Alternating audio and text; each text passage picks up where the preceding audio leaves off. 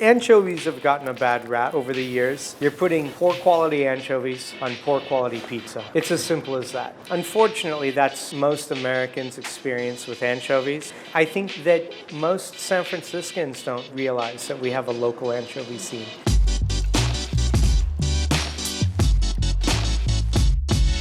So right now we are in the middle of California anchovy season. The anchovy is part of the foundation of our oceans. Are things healthy out there or are they not?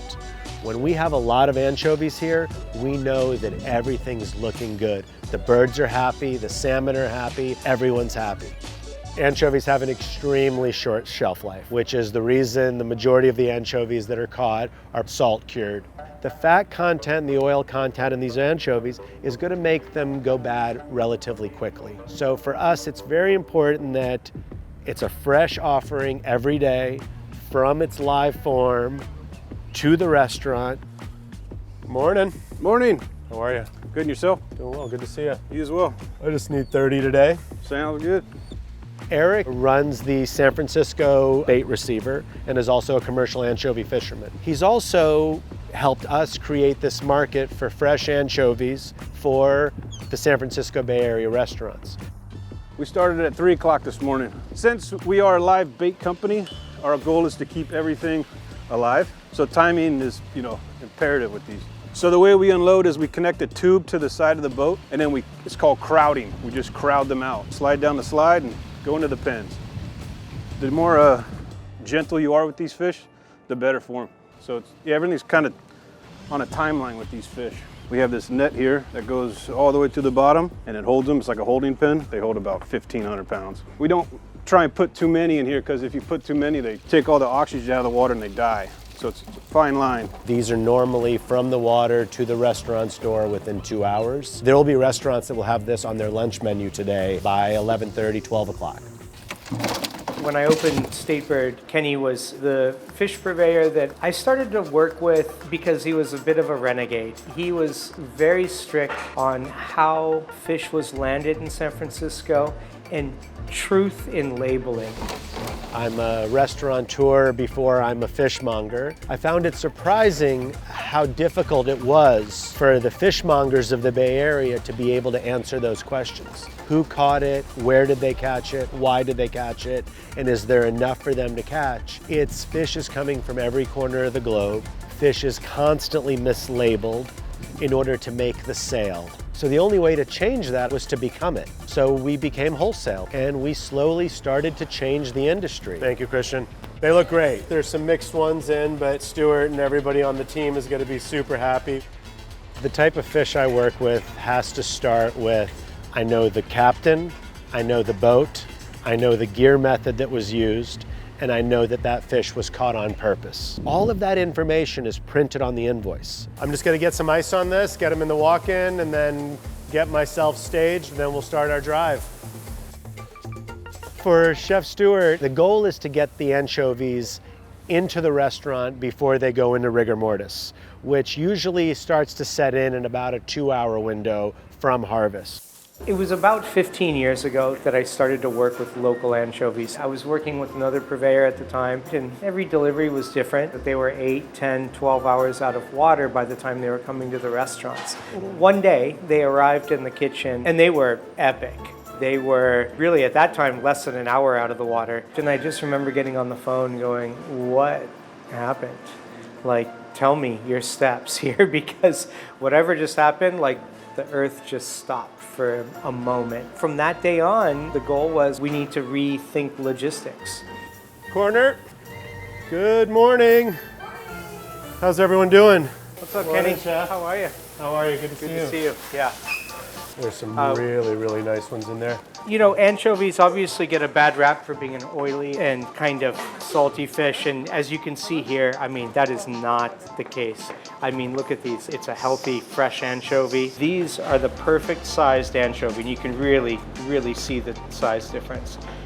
These are the perfect ones for the boqueron. And then these are what we call baby anchovies. And so we'll use these anchovies for dishes like purgatory or fries with eyes, any type of hot dish. When you eat them, they just sort of melt in your mouth. I often like to kid that when I smell the anchovies, I can hear seagulls off in the distance. This is so spectacular to San Francisco. I mean, I don't know if there's a more local fish that we have in our waters. So let's keep it up, man. I'm gonna keep driving. All right. Friends, good to see everybody. I'll see you guys soon. See you, Kenny. Bye, guys. Have a great day. The idea of what we're trying to do right now with the anchovies is that we're trying to capture time. So the Anchovy Protocol works like this. We know from our purveyor that the fish are going to arrive in our kitchen 2 hours out of water. It's happening. So that transformation, and this is kind of one of the great thrills of when we're butchering anchovies when they're this fresh, is that they actually are going into rigor mortis. So we want to preserve this moment right now. When the anchovies arrive in the restaurant, the entire team kind of stops what they're doing, their projects, and they start to kind of gather, and we set up stations. Right here, obviously, is the cutting station. And then we'll leave a few on for fries with eyes, right? So we'll do like a little tempura fry with those anchovies. So, we cut, we head and gut and scrape the bellies. Then the fish go to finger scaling. What we're doing here is that we've got cold water and we're just running the fish. And what they're doing is just taking their thumb and just rubbing the scales from tail to head off. We have not found a better way to do this. We've tried different methods, but really it comes back to every anchovy is hand processed. The next step is that we're making the brine. In the brine, we have freshly sliced garlic and jalapeno, fresh juiced lime, salt, water, and then basil. I mean, nothing says summer more than basil. Perfect, perfect. The next stage is that we weigh up the anchovies, and then we go through a double saltwater slushy. And this is one of my favorite parts of the process because it's like the full transformation of all the work. So we take the anchovies, and these have been scaled, gutted, and you can see how clean they are. And what we do is we just throw them right in, and this is key. I kind of up and down, and then I wash them. Really give them a good thorough rinse. I go into the second one, really bringing the temperature down on these fish. The whole process of this is keeping the temperature of the anchovies really cold. Shake that out, and you can really see how glowing these anchovies are now. They're not slimy, we've removed anything from them, and they're just so fresh. So, from this process, we take it, and they go into the brine. At this moment, we have managed to stop time. The whole process is about honoring the integrity of the fish. Now that these fish are in the brine, we'll put this in the walk-in, and they'll sit on the bone in the brine for 48 hours. And what happens is that they start to pickle. It's as simple as that. We'll put them, we're going to label them and put them in the walk-in. So today's Tuesday. On Thursday, these will be ready to process and pack in oil. 48 hours later, we pull the fish out.